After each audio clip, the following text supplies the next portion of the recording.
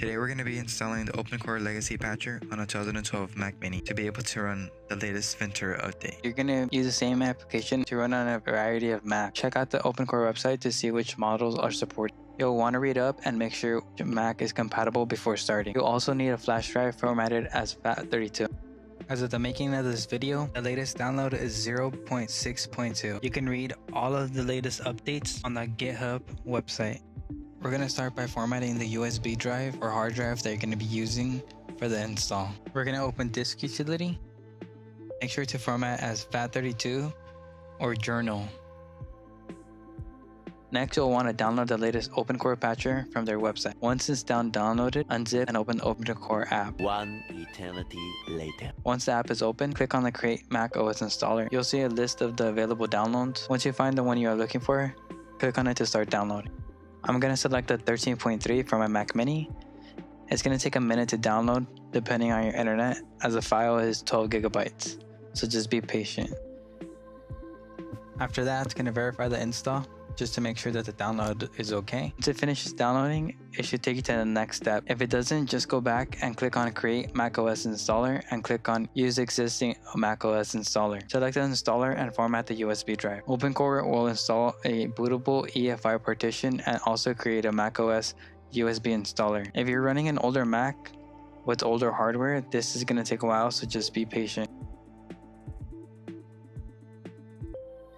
Once that's finished, it should tell you that it has successfully created a Mac OS installer. Click on Install OpenCore to disk. When it's done building the OpenCore, click on Install to disk one more time.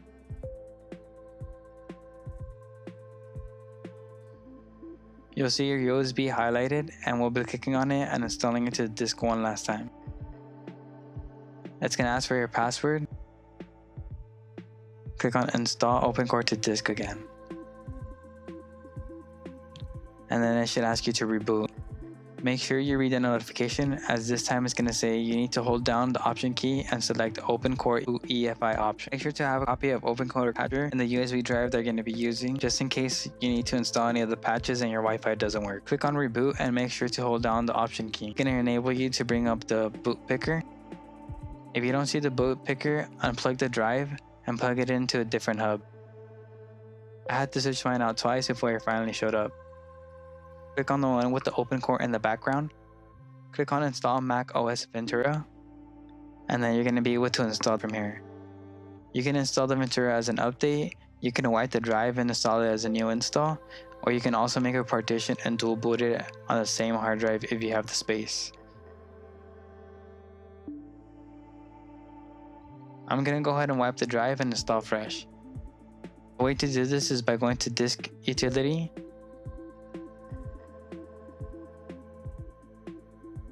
click on the drive you want to format, and then click Erase.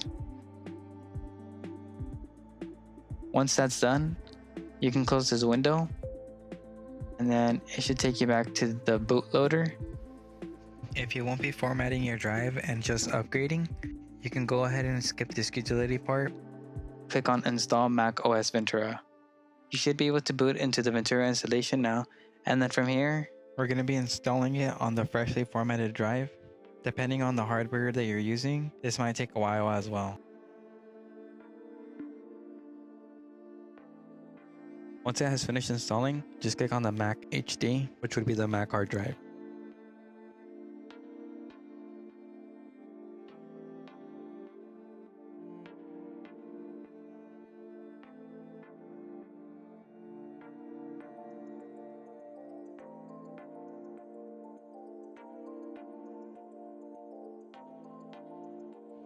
Now we're going to be installing OpenCore Legacy Patcher onto the internal hard drive.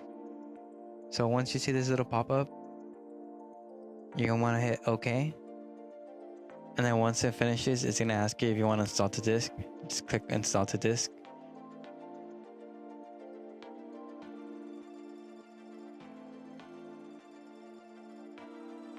We're going to go ahead and click on the hard drive.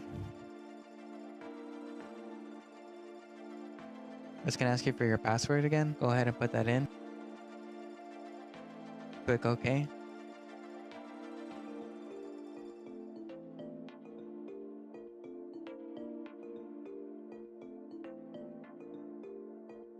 And then it's gonna ask you to reboot.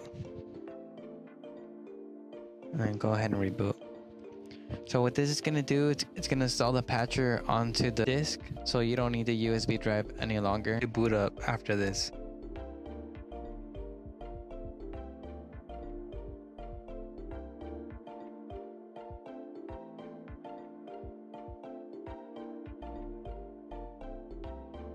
If you want to get rid of the boot menu, open up OpenCore. You're gonna want to go into the settings, and then you're just gonna want to unclick the show boot picker, and then click on build and install OpenCore and install the disk. Double check if you need any more patches. If you don't need any more patches, you should be good to go. Enjoy your brand new updated Mac. Thank you for watching. Don't forget to subscribe.